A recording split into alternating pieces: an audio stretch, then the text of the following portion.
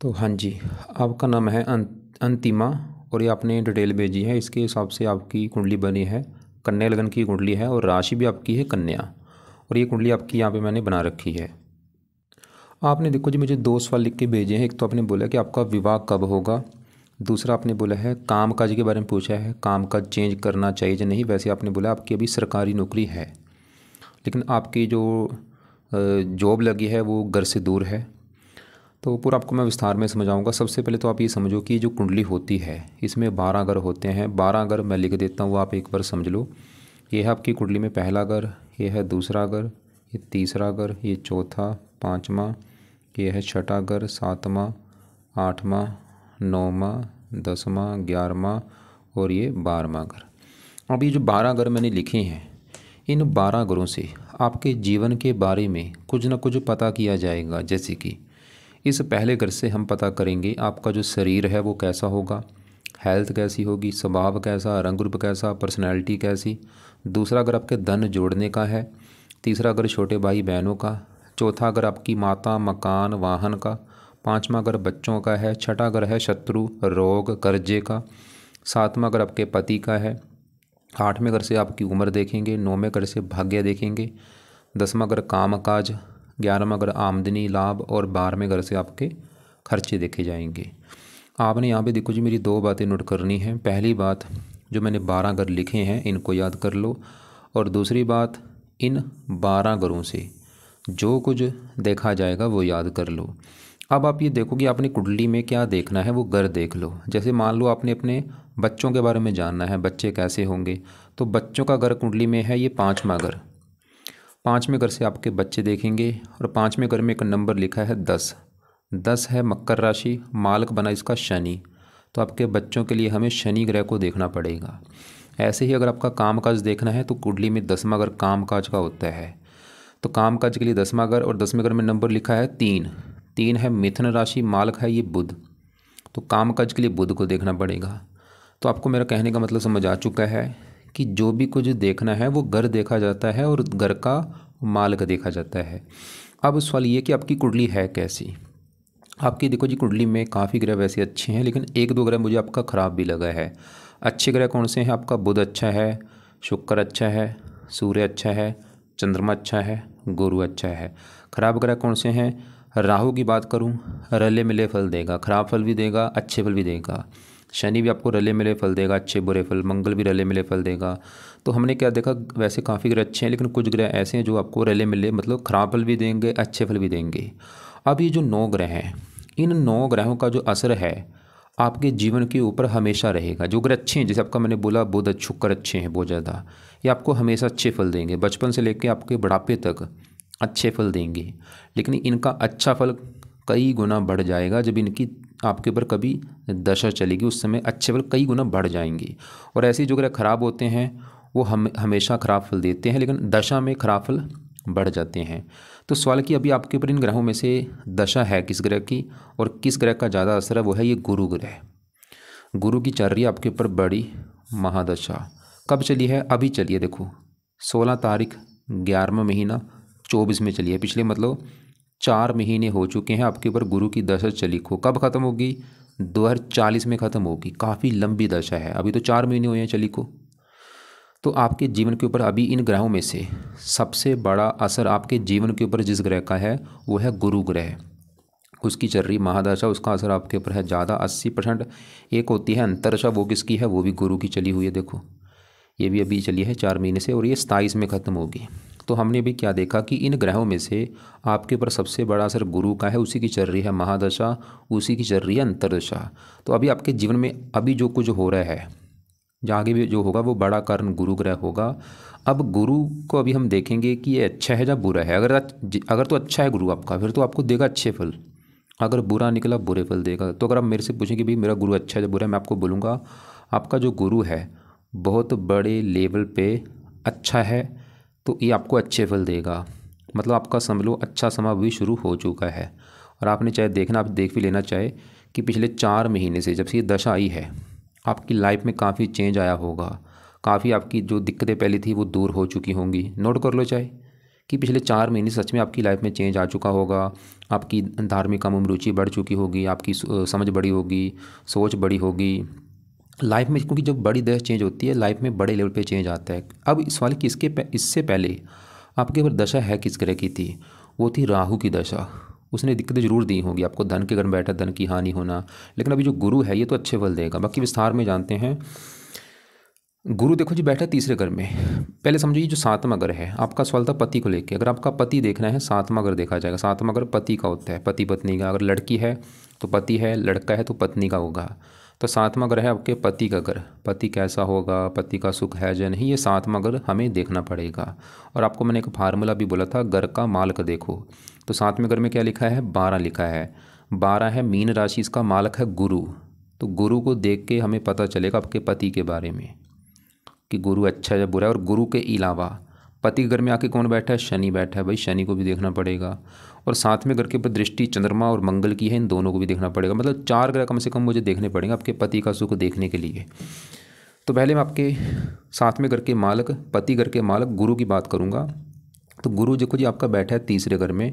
एक तो घर भी अच्छा है, और यहाँ पे जो 8 लिखा है ये मंगल घर में बैठा है। गुरु जो है मंगल को अपना दोस्त मानता है, अपने दोस्त के घर में गया है एक मेहमान बन के, इसकी वजह से गुरु अच्छा है। अब गुरु यहाँ से तीसरे घर से बैठ के 5वीं दृष्टि से अपने घर को देख भी रहा है, पति घर को। मतलब गुरु अभी जो आपको अच्छे फल देगा। गुरु ये घर आपको पति का सुख अच्छा मिलेगा। और 7वें घर से 9वां घर, पति के आने के बाद आपका भाग्य भी साथ देगा।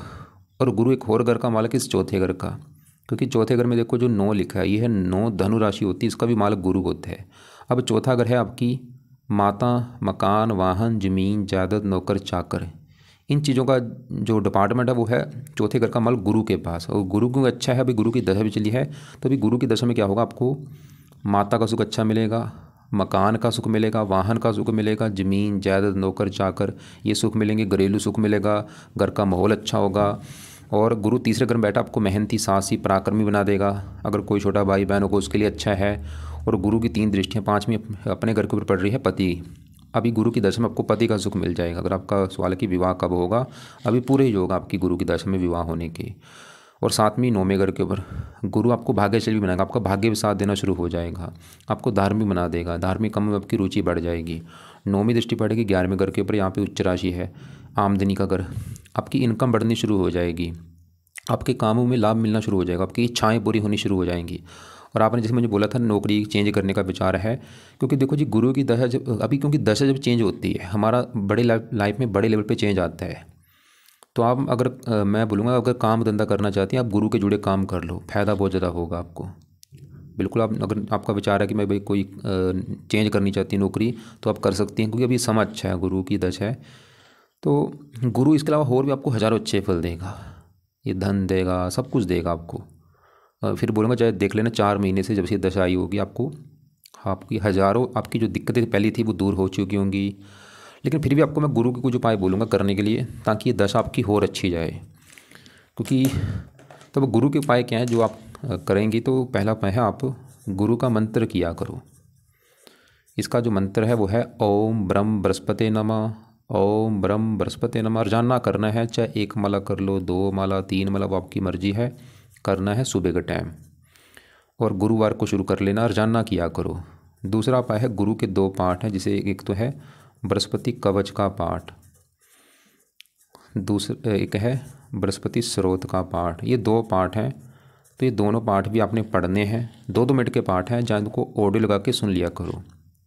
चौथा उपाय है बृहस्पति के देवता हैं विष्णु जी, तो आप हो सके तो विष्णु जी की पूजा उपासना करो। विष्णु जी के अगर आपके घर के आसपास मंदिर है, माथा टेकने आप जा सकती हैं। या विष्णु जी का पाठ है जिसे कहते हैं सहस्त्र नाम का एक पाठ है, ये पाठ पढ़ लिया करो। विष्णु सहस्त्र नाम का एक पाठ है जो आपने पढ़ना है या सुनना है। तो ये गुरु के उपाय हैं। क्या क्या मैंने बोला है? गुरु का मंत्र रोजाना करना है, सुबह का टाइम करना है, रात को नहीं। और सुबह चाहे 1 माला 2 जितनी आप कर सकती हैं करो। और 2 पाठ बोले हैं बृहस्पति कवच स्रोत। अब देखो जी आपको मैं फोर्स नहीं करूँगा कि यह पाठ भी आप पढ़ो, अगर आपका टाइम लगता है पढ़ लिया करो या सुन लिया करो, नहीं लगता कोई बात नहीं छोड़ दो, लेकिन मंत्र जरूर करना है, ये कंपलसरी, इसको जरूर करो। चाहे माला से कर लो या वैसे 10 मिनट बैठ के ये जाप कर लिया करो। ओम ब्रह्म बृहस्पति नमः, वैसे बैठ जाओ पूजा स्थान में बैठ के 10 मिनट बैठ के आंखें बंद करके ओम ब्रह्म बृहस्पति नमः, ओम ब्रह्म ऐसे जप लो, या माला से कर लो, आपकी चॉइस है। और विष्णु जी का पाठ वो आपके ऊपर डिपेंड है। एक और उपाय वो भी लिख देता हूँ, अगर आपको करना आता है, वो है आप गुरु का हो सके व्रत रखो, कथा करो, आरती करो। व्रत किस दिन रखना है? जो गुरु का दिन है वो गुरुवार होता है, जिसे हम बृहस्पतिवार कहते हैं। तो बृहस्पतिवार सुबह आप उठ जाओ, नहा धो के प्रार्थना करो कि हे बृहस्पति देवता जी, आज दिन है बृहस्पतिवार, आज आपका दिन है, आज आपका मैं व्रत रखने लगी हूँ ताकि आपकी कृपा दृष्टि बनी रहे। तो व्रत में आपने दिन में कुछ नहीं खाना, रात को ही भोजन किया जाता है, नमक का सेवन नहीं किया जाता। दिन में वैसे आप फल फ्रूट खा सकती हैं। व्रत कथा सुन लेना, जो बृहस्पतिवार की व्रत कथा है वो सुन लेना, आरती कर लेना। पीले कपड़े आप ज़्यादा पहना करो, पीला दान मत किया करो। अब आपको मैंने बोला था पति के लिए हमें कम से कम 4 ग्रह देखने पड़े, क्योंकि पति घर में देखो शनि भी बैठा है। गुरु अभी देखा वो तो ये दिखा रहा है कि भाई पति अच्छा है, पति का सुख अच्छा है, पति आएगा तो भाग्य साथ देगा, पति से अच्छी बनेगी, गुरु ये दिखा रहा है। लेकिन अब पति घर में जो शनि बैठा है, इसकी अगर मैं बात करूं तो शनि बैठा है 7वें घर में पति घर में, और यहाँ पे जो 12 लिखा है गुरु की राशि है, और शनि जो है गुरु को अपना दुश्मन मानता है। जैसे आपको मैं एग्जाम्पल समझाता हूँ, मेरा घर है, मेरे घर में एक मेरा आ जाए दुश्मन मेरे घर में आके क्या करेगा? घर का नुकसान कर देगा, मेरा वो सामान तोड़ देगा, कोई फर्नीचर टीवी तोड़ देगा। वो काम यहाँ पे शनि करेगा 7वें घर में बैठ के। ये पति घर में बैठा है शनि, आपको थोड़ा सा पति संबंधी दिक्कतें पैदा करेगा। वो दिक्कतें क्या होंगी? एक तो शनि आपके विवाह में देरी कर देगा, विवाह देरी से होगा। दूसरा, आपका विवाह होने के बाद थोड़ा सा पति से मनमुटाव भी होगा, ज़्यादा नहीं, थोड़ा बहुत मनमुटाव होगा। और शनि इस कुंडली में 2 घरों का मालक, एक तो शनि का घर है ये 5वां घर, और एक छठा घर। 5वां घर मैंने शनि का क्यों बोला? क्योंकि 5वें घर में देखो नंबर जो 10 लिखा है, 10 मकर राशि, मालक शनि होता है। और 5वां घर है संतान का घर, पढ़ाई बुद्धि, इस घर का मालक शनि है। लगन को देख रहे, वैसे शनि आपको पढ़ा लिखा बनाएगा, बुद्धिमान, संतान के लिए अच्छा है। 5वां घर प्रेम का, कुछ मात्रा में आपका प्रेम विवाह का भी योग दिखा रहा है कि आपका प्रेम विवाह भी हो सकता है, कुछ % योग दिख रहे हैं। इसके अलावा शनि छठे घर का मालक है, तीसरी यहाँ पे लगन को देख रहा है। बस शनि देखो जी कई चीज़ें अच्छी भी देगा आपको, बस ये बुरा फल जो है ये पति घर में जो बैठे है, क्योंकि शनि विलंब का कारक है, विवाह में विलंब कर देता है। तो अगर आपका विवाह नहीं हो पा रहा, विवाह में देरी हो रही है, आपको लग रहा है, मैं कारण ये शनि बोलूँगा, ये शनि आपके विवाह में देरी कर रहा है पति घर में जो बैठा है। तो अब करना क्या है? शनि के 2 आप उपाय करो, उससे आपका विवाह में देरी नहीं होगी। पहला उपाय है आप शनि मंदिर जाना शुरू कर दो शनिवार को।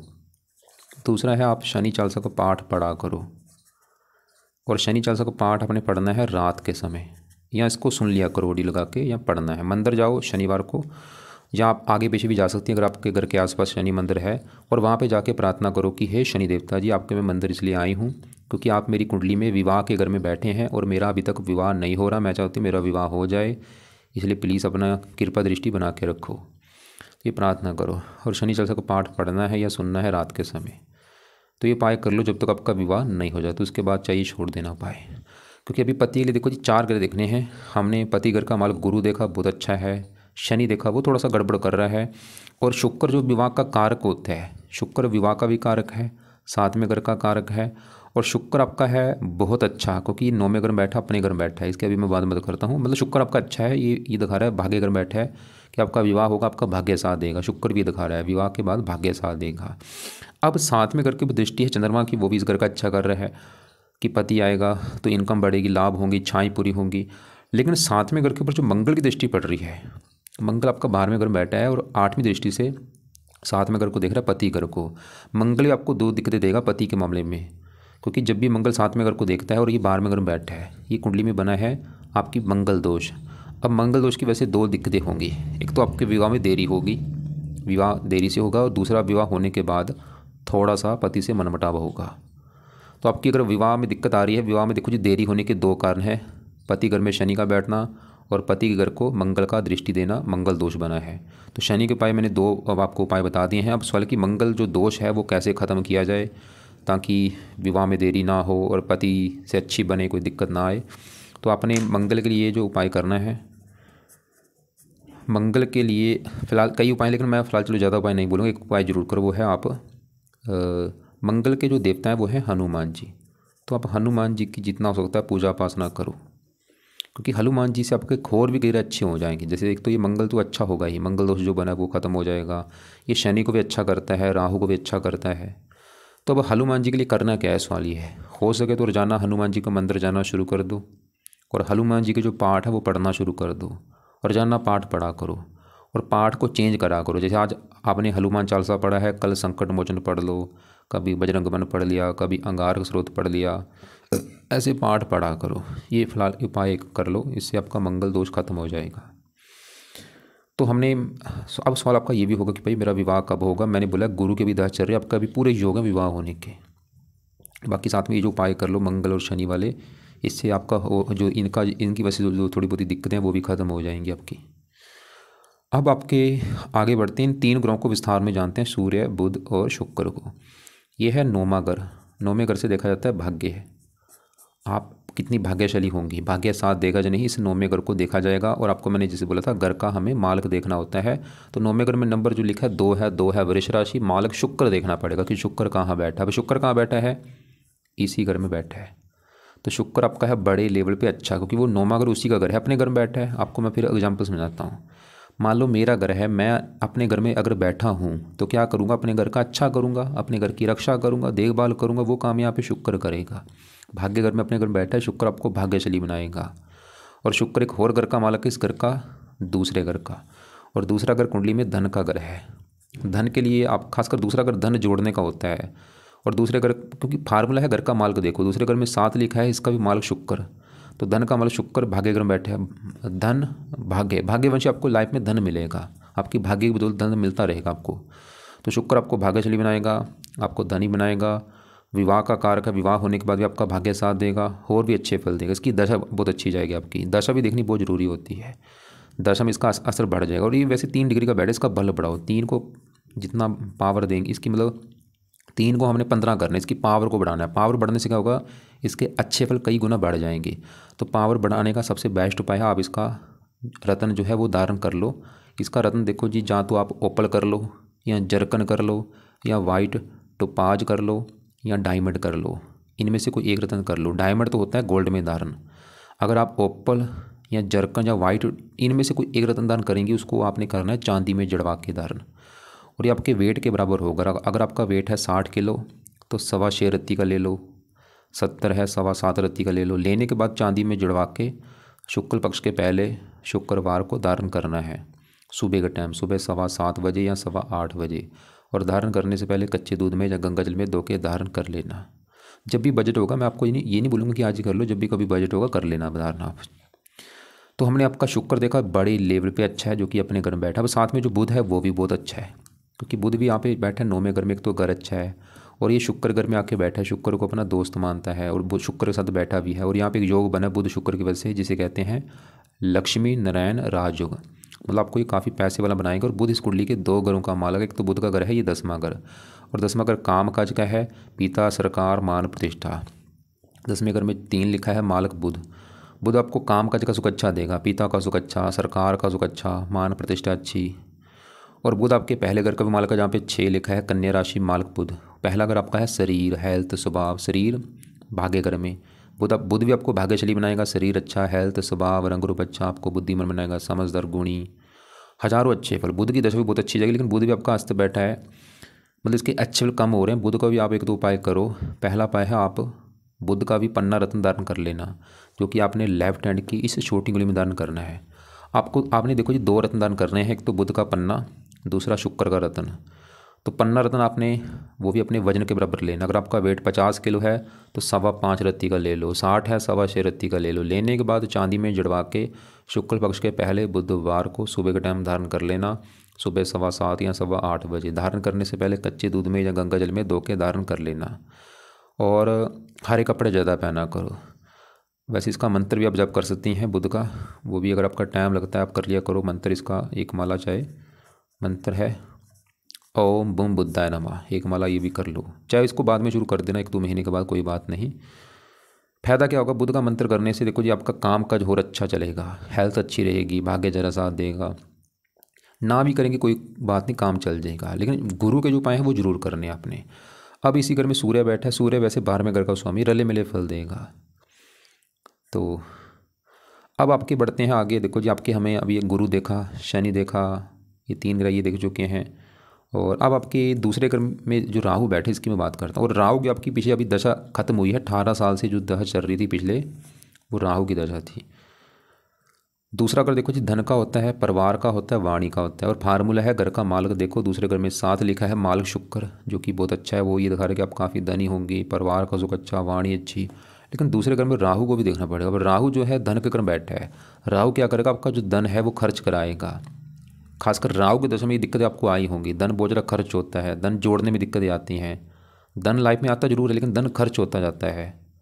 परिवार संबंधी दिक्कतें आती हैं। वाणी कठोर करता है राहु आपको, ये क्रोध, इसने आपको इसकी दशा में आपका, आप चाहे नोट कर लेना, गुस्सा आपका काफ़ी बड़ा होगा। अभी तो गुरु की दशा में आपकी काफ़ी मतलब वाणी में सुधार आया होगा, गुस्सा कम हो गया होगा आपका। लेकिन राहु की दशा में गुस्से की वजह से भी दिक्कतें बढ़ती हैं। 3 दृष्टियाँ भी हैं। छठे घर को रोगी बनाना, शत्रु, हेल्थ खराब, काम, मतलब राहु की दशा में दिक्कतें आई होंगी। लेकिन अभी देखो जी, दशा चलो खत्म हो चुकी है फिलहाल। अभी गुरु की दशा वो समय अच्छा है। फिर भी सवाल है कि राहु का कोई उपाय करना है या नहीं। तो राहु के उपाय में से आप राहु का दान कर दिया करो कभी कभार, खासकर शनिवार को, ताकि धन आपका ज़्यादा खर्च ना हो। तो ये दान आप शनिवार को कर दिया करो, या आगे पीछे भी आप कर सकते हैं, लेकिन शनिवार को जरूर करो। अब पहले घर में चंद्रमा में आपका अच्छा है। ये इस 11वां घर जो है, इस घर से देखा जाता है आमदनी। आमदनी कैसी होगी, 11वां घर लाभ का है, बड़े भाई बहनों का, इच्छा पूर्ति का। और 11वें घर में 4 लिखा है, मालिक चंद्रमा पहले घर में बैठा है। चंद्रमा तो हर आपकी आमदनी अच्छी होगी, लाभ मिलेंगे, बड़े बड़े इच्छाएँ पूरी होंगी, और भी अच्छे फल देगा आपको। अब आपका जो 12वें घर में मंगल बैठा है, देखो जी मंगल, एक तो ये 12वां घर अच्छा घर नहीं होता, और मंगल इस कुंडली में है भी मार्ग, ये आपको थोड़े से रले मिले फल देगा। 8वें घर का मालिक उम्र वैसे लंबी कर देगा। तीसरे घर का मालिक अपने घर को दे मेहनती साहसी बना देगा। लेकिन थोड़ा सा जिसमें मैंने बोला था मंगल दोष की वजह से थोड़ा सा विवाह में दिक्कतें आना, विवाह में देरी होना, विवाह के बाद पति पत्नी मनमुटाव होना, ऐसी दिक्कतें आती हैं। इसके लिए आपको मैंने हनुमान जी की पूजा उपासना बोली, वो आप करो, इससे मंगल का बुरा फल आपको नहीं मिलेगा। केतु 8वें घर में रले मिले फल देता है, अपनी दशा में हेल्थ आपकी ख़राब कर देगा। तो फिलहाल अभी मैं एक बार दोबारा फिर बोल दूँ कि अभी आपका जो समय है बहुत अच्छा समय है। गुरु की चली है दशा, और ये दशा देखो 40 में ख़त्म होनी है, काफ़ी लंबी दशा है। तो अच्छा समय आपका शुरू हो चुका है, और आप चाहे नोट कर भी लेना। अब आपने मुझे 2 सवाल बोले हैं। पहला, विवाह के बारे में पूछा, विवाह कब होगा। पति घर में शनि विवाह में कर रहा है देरी, और मंगल दोष भी बना है, तो ये दोनों आपके विवाह में देरी कर रहे हैं। तो दोनों के आपको मैंने उपाय बता दिए हैं कि शनि के लिए शनि मंत्र जाओ, शनि चालीसा पढ़ो, शनि से प्रार्थना करो कि आप मेरे विवाह के घर में जो बैठे हैं, विवाह वाली दिक्कतें मुझे ना आए, मेरा विवाह हो जाए। और मंगल के लिए हनुमान जी की पूजा उपासना करो, वहाँ पे जाके प्रार्थना करो कि मंगल देव हनुमान जी, मेरी कुंडली में जो मंगल दोष है वो खत्म हो जाए, मेरा विवाह हो जाए। और अभी जो गुरु की दशा है, इसमें तो आपके पूरे 100 में सिर्फ 100% योग हैं विवाह होने के। और बाकी अगर आपका धन खर्च होता है वो कारण राहु है, और राहु के पीछे दशा निकल चुकी है। और अगर आपका सवाल है कि मैं काम धंधा चेंज करना चाहती हूँ, आप बिल्कुल कर सकती हैं। गुरु की दशा है, गुरु के जुड़े काम भी आप कर सकती हैं। 2 रत्न आपको मैंने बोले हैं, बुध का पन्ना और शुक्र का रत्न, दोनों रत्न दान कर लो। दोनों में पहले ज़्यादा आप अगर दान करना चाहती हैं, बुध का पन्ना पहले कर लेना, शुक्र का चाहे बाद में कर लेना। हरे कपड़े ज़्यादा पहनो, चमकीले रंग बिरंगे कपड़े, वाइट कपड़े आप ज़्यादा पहन सकती हैं। लाल कपड़े कम पहना करो, लाल काले कपड़े कम यूज़ किया करो। पीले भी आप कपड़े ज़्यादा यूज़ कर सकती हैं आप। बाकी कुछ मात्रा में ये शनि थोड़ा सा प्रेम विवाह का भी योग दिखा रहा है, क्योंकि 5वां घर प्रेम का होता है, प्रेम विवाह, विवाह के घर में बैठे है। यहाँ पे देखो जी डिसाइड होगा जिससे आपका विवाह होगा उसकी कुंडली कैसी है। और तो दोबारा एक बार देख लो, आपने बोला शादी कब होगी, कैरियर का बताना, गवर्नमेंट जॉब लगी हुई है फिलहाल पर मुंबई लोकेशन है, कैरियर स्विच होने का क्या चांस है। क्योंकि देखो जी, जैसे मैंने बोला, जब बड़ी दशा चेंज होती है तो लाइफ में बड़े लेवल पे चेंज आता है। जैसे आपके ऊपर देखो, पहले दशा थी राहु की, 6 में चली थी, 24 में ख़त्म हुई है अभी पिछले साल में, अभी 3-4 महीने हुए ख़त्म हुई को देखो। और अभी जो ये जो गुरु बृहस्पति की दशा है ये अभी शुरू हुई है 4 महीने से। तो उम्मीद करता हूँ आपको जो मैंने समझाया समझ आ चुका होगा कि अभी आपका जो समय है अच्छा शुरू हुआ है। जो मर्जी कर लो, आपका जो समय आपके फेवर में है। और बाकी देखो जी, जो भी उपाय बताएं फिर भी जरूर करो। जैसे कि गुरु के पास जरूर करो, जिसकी है बड़ी दशा, गुरु का मंत्र किया करो 1-2 माला सुबह के टाइम। हो सके बृहस्पति के दोनों पाठ पढ़ने हैं या सुनने हैं सुबह के टाइम। विष्णु सहस्त्र नाम का पाठ पढ़ लो, या विष्णु जी का अगर घर के आसपास मंदिर है वहाँ पे आप माथा टेकने जा सकती हैं बृहस्पतिवार को। और हो सके अगर आपको व्रत रखना आता है तो बृहस्पतिवार का व्रत रखो, कथा आरती करो। नहीं आता कोई बात नहीं। और शनि के लिए, शनि के उपाय मैंने क्यों बोले, ताकि आपका जो सवाल था विवाह के बारे में, तो मैंने आपको बोला विवाह में देरी होने का कारण शनि है, तो शनि के ये जो 2 उपाय कर लो ताकि विवाह आपका हो जाए। और मंगल के लिए उपाय इसलिए बोले ताकि आपकी कुंडली में जो मंगल दोष बना है वो भी आपके विवाह में देरी कर रहा है, तो मंगल के लिए हनुमान जी की पूजा उपासना करो। और बुध का मंत्र इसलिए बोला है ताकि बुध आपका इसका बल बढ़े और इसकी वजह से आपका और भी काम काज और अच्छा चलेगा। और ये मंत्र आप चाहे कुछ महीने के बाद शुरू कर सकती हैं, कोई बात नहीं। और दान आपको जो बोला है कि जिस ग्रह का, वो है राहु का दान, ताकि धन ज़्यादा खर्च ना हो। और राहु का क्या दान होता है आपको मैं वीडियो अलग से भेजूँगा, उसको देख लेना। और वो दान आप शनिवार को जरूर करो, आगे पीछे भी आप कर सकती हैं लेकिन शनिवार को जरूर किया करो। और बाकी देखो जी, आपको लग रहा है कि अभी भी कोई बात समझ नहीं लगी, कुछ पूछना होगा आपने, तो आप या तो अपना सवाल व्हाट्सएप पे लिख के भेज देना या मुझे कॉल करके पूछ लेना आप।